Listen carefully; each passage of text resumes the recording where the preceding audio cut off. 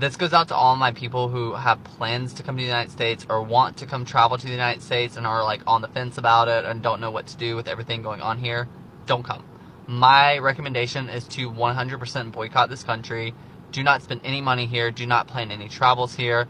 Show them that the world does not need the United States. So y'all know them travel advisory reports that the United States loves to push out, basically telling us to not go to certain places because they're violent or it's not safe. Yeah, so the Department of Commerce has now issued a report showing a growing list of countries advising their citizens to not come to the United States, to not come and visit the United States.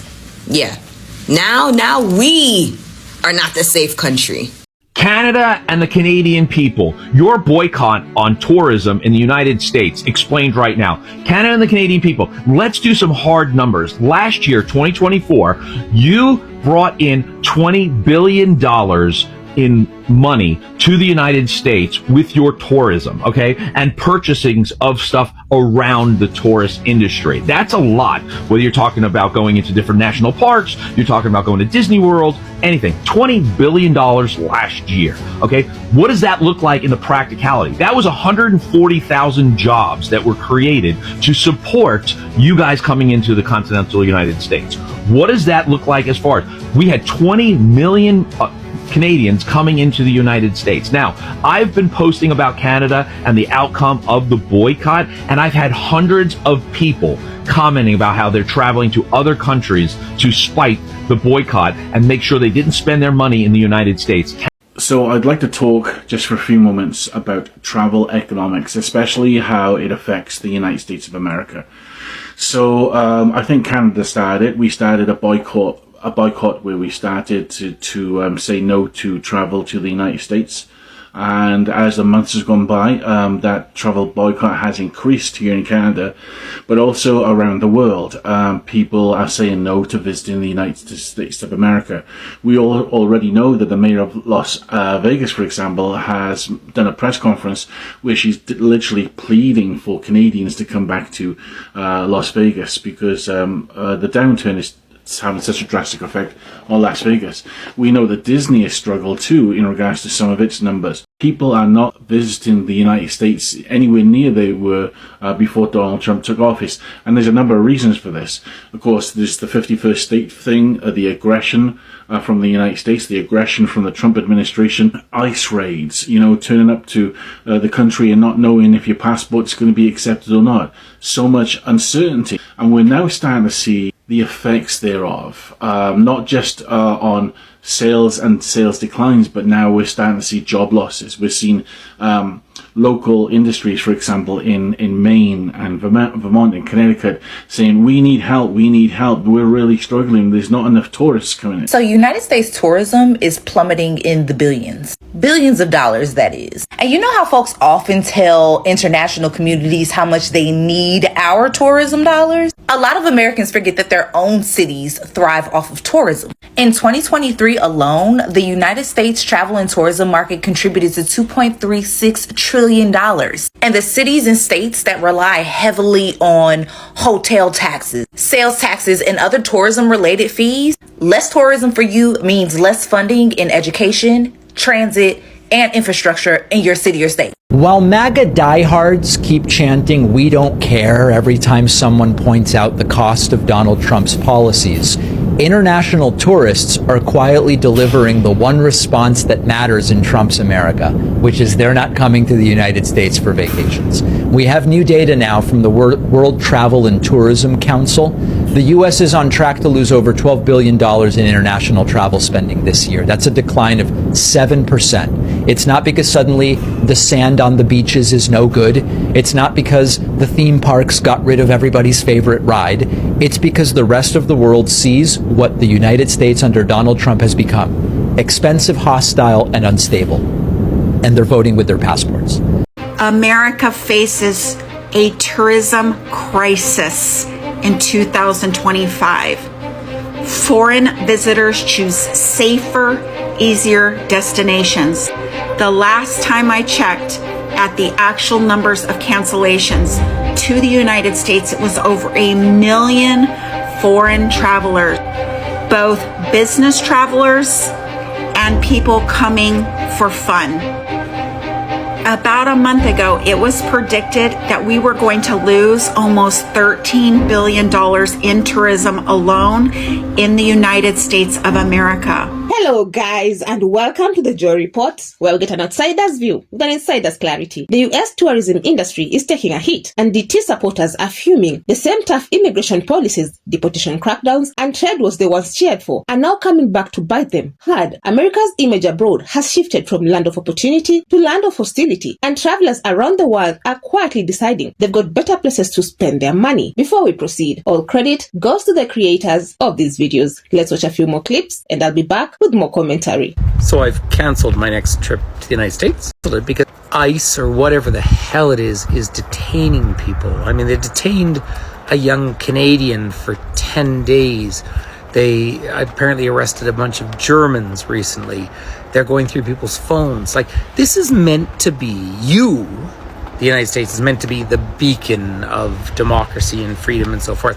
Well, it is anything but. This is what fascism actually looks like. Mexico is reaping the benefits of a U.S. travel boycott. According to the Financial Times, Canadian travel to the U.S. dropped over 13%. It's projected to drop even further. And that's not a fluke. Canadians are intentionally boycotting the United States over Trump's policies. Instead, they're heading south. Travel to Mexico being up more than 15%, and searches for places like Cancun, Sayulita, and Mexico City skyrocketing. Mexico's tourism secretary literally said Canadians are choosing friendlier policies. And airlines are listening. They're pulling back flights to the US and adding new ones to Mexico. And it's not just Canadians. People all over the world are ditching US travel. Flights to the US have already dropped nearly 25% this year alone. They just do not want to support the United States right now, and for good reason. Boycott that we're currently receiving in the United States from Canadians. I know most of you may not be feeling this or may not see it yet, completely unaware because you don't see it in your daily life. But just let me tell you this. I had a couple of riders this week, both from Toronto. Both are coming down to see family. One had a newborn baby in the family, and the trip had been scheduled for a while. And the other had a sick family member that they needed to come see. And they both told me basically these stories.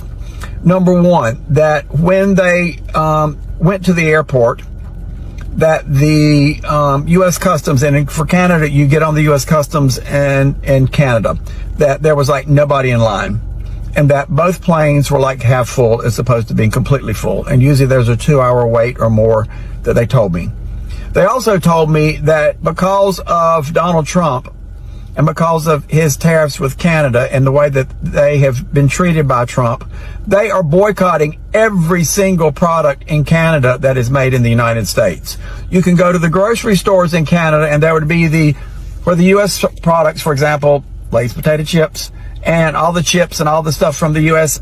completely full. For years, DT's America First agenda promised to rebuild the nation by tightening borders and protecting domestic jobs. And for a while, that message played well with his base. It sounded strong, patriotic, no nonsense. But now, as global tourism numbers slide and entire industries feel the squeeze, even his supporters are realizing something. You can't build a wall around the economy and expect the money to keep flowing in. Across airports, hotels, and small-town tourist spots, the reality is setting in. International travel to the US has been dropping steadily, with spending from foreign visitors down significantly. That's not just a few tourists skipping Disneyland. That's billions of dollars vanishing from local economies. From Florida's beaches to Nevada's casinos, the impact is spreading, and many of the people most affected are the same folks who once backed these policies with pride. The problem didn't appear overnight. It started with the message that America was closing its doors, that outsiders were unwelcome unless they fit a narrow set of criteria. Tougher visa rules, harsher deportation enforcement, and unpredictable border treatment began to shape global perceptions. To travelers overseas, the US started looking less like a friendly destination and more like a bureaucratic maze, or worse, a gamble they weren't willing to take. Then came the trade wars and tariffs. Countries that once saw the US as a trusted ally were suddenly hit with economic penalties. Friendly relations turned frosty, and the phrase America First started sounding to the rest of the world like everyone else last. That attitude didn't just hurt global trade, it poisoned the travel market too. Tourists don't like spending their money in countries that feel adversarial or unpredictable, and the US began to fall off many travelers' wish lists. And this isn't some minor dip in numbers, it's a growing pattern. Visitors from key regions like like Canada, Europe, and Asia, who once made up a huge portion of US tourism, are choosing to go elsewhere. Countries that were once America's biggest travel partners are now sadly discouraging trips there. Not through official bans or statements, but through sentiment,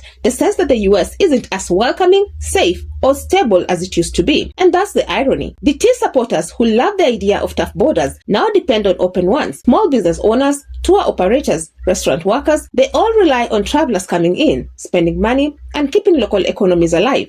When tourism tanks, those jobs disappear fast. Suddenly, the rhetoric about protecting America feels less heroic and more self-destructive. Meanwhile, America airports and border checkpoints have become symbols of the problem. Long waits, strict screenings, and inconsistent entry experiences leave visitors frustrated and anxious. The message spreads fast online. Social media is full of travelers comparing notes and warning others to think twice before booking a US trip. In a world where perception drives decisions, those stories hit harder than any political speech. And make no mistake, this decline is not just about politics, it's about trust, comfort, and reputation. When a country projects hostility, it stops being a destination and starts being a cautionary tale. The US, once seen as the ultimate adventure, a place to explore, study, and experience, is now being quietly replaced on travel itineraries by destinations that feel more open, relaxed, and predictable. For the Tea supporters, that's a hard pill to swallow. Many believe the policies were about fairness and security, but the reality is, the tougher America looks, the less appealing it becomes to the rest of the world. National pride doesn't pay the bills when tourists stop coming. And when the hotels empty out, the restaurant reservations vanish, the souvenir shops close early, the economic pain hits home. Here's a comment from American telling us, as Canadians and the rest of the world, not to visit the United States. Straight up. It's not safe. Do not go there. Do not visit. Do not spend your time there. Don't go there on a work visa. Don't go there on a student visa. Do not go to the United States. Plain and simple. There's also a long-term damage to consider. Global perception is slow to rebuild. Once a destination is seen as unwelcoming, it takes years, even decades to recover. Tourists, investors, students, they all move to other countries that seem more open for business. That's not just a tourism problem, that's a soft power problem. America's image abroad has always been part of its strength, but that strength fades fast when the world starts feeling shut out. And that's the heart of this FAFO moment. When you tell the world to back off, don't be surprised when it listens. When you build barriers instead of bridges, you might protect your borders, but you also isolate your opportunities. The US is finding out that in a global economy, connection is power. Cutting yourself off isn't strength, it's surrender by another name. Now, as this travel boycott grows, even if it's unofficial, frustration is boiling over. Supporters who once saw DT's policies as a path to prosperity are watching their communities take the hit. And the question they're asking now is the same one everyone else is. Was it worth it? Was all that toughness worth losing jobs, revenue, and goodwill? Tourism is more than just vacations. It's global relationships in motion, the people-to-people connections that build respect, understanding, and commerce. When those dry up, you lose more than money. You lose influence. You lose visibility. You lose the chance to shape how the world sees you. And that's exactly what's happening. America's brand is fading, not because of enemies, but because of its own choices. The FAFO effect is in full swing. Policies meant to assert dominance have instead created distance. And now, the same people who once shouted the loudest for America first are staring down the consequences of America being alone. So as the dust settles and the numbers keep sliding, the big question remains. What's next? Will America double down on the headline approach or start rebuilding its image before it's too late? Because here's the truth. The world isn't waiting. Travelers have moved on. Tourism dollars have found new homes. And unless the US changes course, it might find that the world's just fine without it. So what do you all think? Is this travel boycott just global politics? Or is America finally finding out what happens when it pushes too hard? Let me know your thoughts down in the comment section. I would love to keep this discussion going. Otherwise, that's it from me. I also have another video specifically tailored for you. And if you enjoy such kind of content, please click up here and enjoy. Also, kindly please join my channel and I will really appreciate it. Lastly, consider subscribing, liking and sharing because it helps me grow my channel and helps you to recommend this video to a wider audience. But for now, thank you so much for watching. And until the next time, the Joy Report out.